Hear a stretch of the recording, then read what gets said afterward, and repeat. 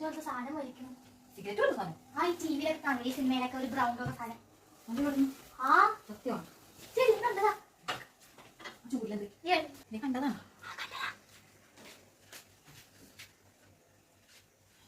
എത്ര കണ്ടുകൊണ്ടാലും നോക്കണ്ടേ.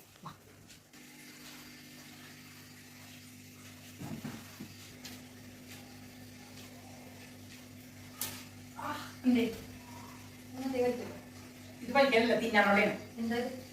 നിന്നോടാണ് പറഞ്ഞത്. എന്നോട് അന്നോട് കല്യാണം അല്ല സിഗരറ്റ് കഴിക്കാൻ പാടില്ല. നമുക്ക് അതിനകത്ത് മേടിച്ച മിഠായി മറന്നു പോയാ. എന്ത് സോറി തല്ലിക്കൂടെ പൊട്ടി.